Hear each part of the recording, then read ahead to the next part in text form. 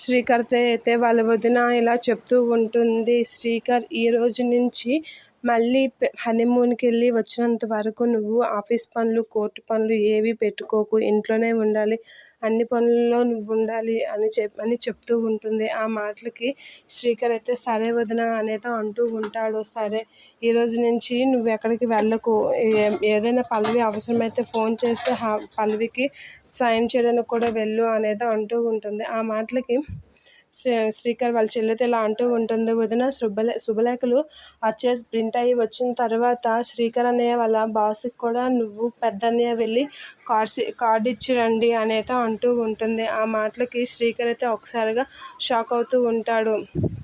ఇక శ్రీకర్ వాళ్ళ చెల్లి అన్న మాటలకి ఏంటి ఇది ఇలా మాట్లాడుతుంది అనేది షాక్ అవుతూ ఉంటాడు. ఇక శ్రీకర్ వాళ్ళ బాస్తో ఇలా చెప్తూ ఉంటాడు. మా ఇంట్లో కొంచెం ప్రాబ్లమ్స్ ఉన్నాయి, అవి క్లియర్ అయ్యాక నా పెళ్లి గురించి చెప్తాను, అంతవరకు నా పెళ్లి గురించి చెప్పను అనేది అతనితో శ్రీకర్ చెప్తూ ఉంటాడు. ఆ మాటలన్నీ శ్రీకర్ గుర్తు చేసుకుంటూ ఉంటాడు. ఇప్పుడు నేను ఏం చేయాలి, వాళ్ళు శుభలేఖ ఇస్తే నేను శ్రీయకి ఏం సమాధానం చెప్పాలి అనేది షాక్ అవుతూ ఉంటాడు. ఇక వాళ్ళ చెల్లి కాసి చాలా కోపంగా చూస్తూ ఉంటాడు.